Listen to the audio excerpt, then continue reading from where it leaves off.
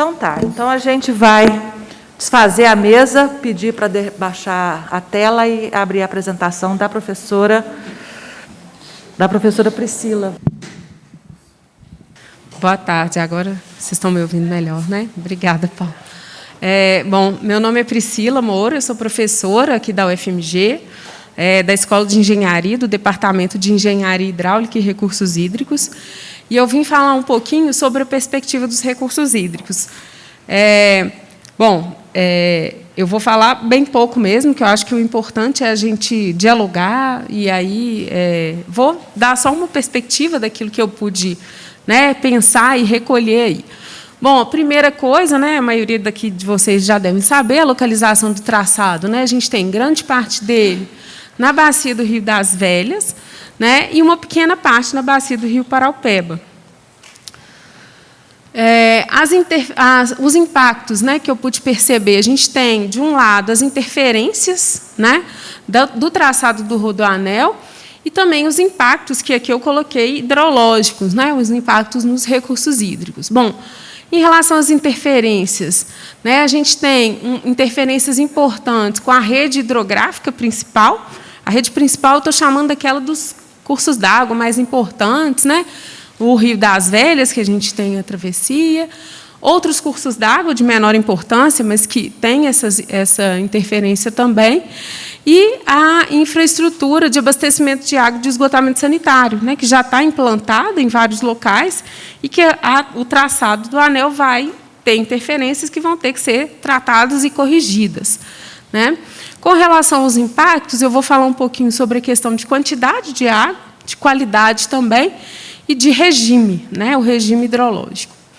Bom, sobre as interferências, né, a grande interferência sobre os recursos hídricos é a travessia do Rio das Velhas, né? A gente, de fato, tem o traçado do Rodoanel cruzando o Rio das Velhas, né? Aqui, será que aqui a gente tem o Rio das Velhas passando, né? E aqui tem em vermelho o local demarcado onde vai ser o traçado, né? Então, nesse local, obviamente, vai ter que haver a construção de uma ponte, e aí uma ponte de grande escala, né? Uma obra de grande escala. Eu voltei.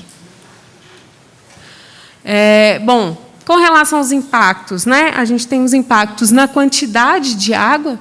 Então, a gente tem a redução da recarga, Paulo vai falar um pouco sobre isso, né? Paulo vai falar sobre as águas subterrâneas. Então, a gente tem, sob o ponto de vista hidrológico, né, essa redução na recarga, e aí o que, né, eu pude mencionar é que importantes áreas de recarga vão ser cortadas pelo traçado. São áreas que são, sobretudo, em topos de morro, né, porque o traçado ele sai ali muito próximo, ou na Serra do Curral, né, e ele vai nas partes mais montanhosas, mais altas, onde são as áreas que ainda não têm muita ocupação, né, foi a maneira que eles conseguiram fazer o contorno ali, e, por isso, cortando várias áreas de recarga hídrica. Os impactos na qualidade da água, né, eu fiz questão de colocar, uma temática que a gente acaba falando pouco, mas que a gente tem que se preocupar e, cada vez, começar a se preocupar mais, né? A gente vai ter novas contribuições de áreas antropizadas, né, de escoamento superficial, né, aquela água que escoa ali na superfície do próprio pavimento, né, das áreas adjacentes, que vão ser carregados de poluentes, aqueles poluentes que são deixados pelos veículos mesmo que vão passar por ali, né? Resíduos da combustão, né, dos combustíveis de diesel, gasolina, enfim, que ficam depositados no próprio pavimento e que, na época de chuva, são lavados, né, pela água de chuva e vão acabar chegando nos corpos hídricos receptores ali, que estão ali próximos, né? E aí levando, então, uma carga adicional de poluentes para esses corpos d'água. Tá?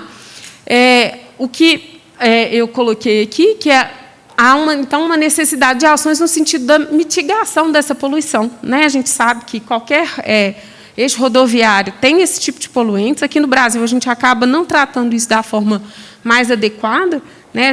Essa poluição difusa, ela é deixada, mas eu acho que é uma grande oportunidade. Se a gente vai ter uma obra viária desse porte, aqui é uma grande oportunidade de a gente começar a pensar e ter ações para poder tentar mitigar e não deixar esses poluentes chegarem, né, nos corpos hídricos. E tem a questão também, né, sobre qualidade da água, da supressão de vegetação, né? Acho que a supressão de vegetação ela impacta sobre todos os pontos de vista ambientais que a gente pode pensar, mas, inclusive, na qualidade da água, na medida em que a mata ciliar, né, ou a vegetação, de maneira geral, ela ajuda a reter poluentes que chegariam nos corpos hídricos. Então, a gente tendo supressão de vegetação, a gente vai ter incremento de poluentes, de material sólido, né, da erosão mesmo dos próprios terrenos que vai chegar nesses corpos hídricos. E aí, um outro ponto que eu coloquei, né, para finalizar mesmo, são os impactos no regime hidrológico. O que acontece? Né? Naturalmente, o ciclo hidrológico, a gente tem a chuva que cai, né, uma parcela dela evapotranspira. O que é isso? Né? Tem a vegetação ali presente, ela vai transpirar, vai reter essa água que está chegando na chuva, e uma parte dela, que ficou retida nas folhas, vai evaporar diretamente. Então, a vegetação tem esse papel, mas tem também a transpiração, que é a retirada da vegetação, ela retira a água do solo e que vai devolver para a atmosfera. Né?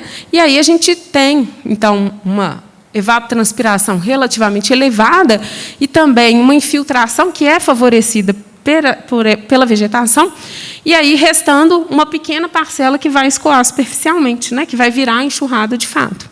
Quando a gente entropiza, né, esse terreno, a gente impermeabiliza o solo. Então, o que vai acontecer? A gente vai ter, menos água subterrânea que vai chegar nos lençóis, né, nas reservas subterrâneas. A gente vai ter uma evapotranspiração que é reduzida, né? Aqui tem valores, mas são só exemplos, né? Mas a gente tem uma redução dessa evapotranspiração, que é o papel da vegetação nesse ciclo, e aí a gente aumenta o escoamento superficial. Na hora que a gente aumenta o escoamento superficial, o que acontece? A gente tem volumes de água maiores chegando aos corpos hídricos, e aí esses volumes excedentes é que vão gerar as inundações que a gente acaba vendo, né, infelizmente.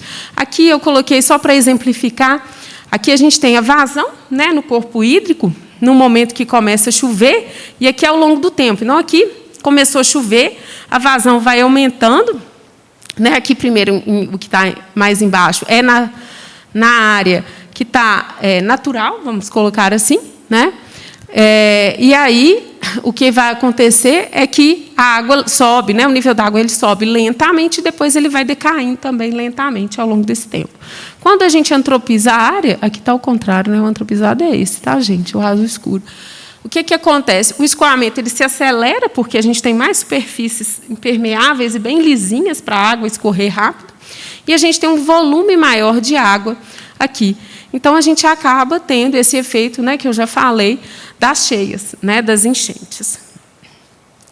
Então, gente, era isso que eu queria deixar aqui e abrir, né, o diálogo, na verdade, porque eu estou aqui mais para a gente conversar do que para mostrar, né, dados e fatos, enfim. Muito obrigada.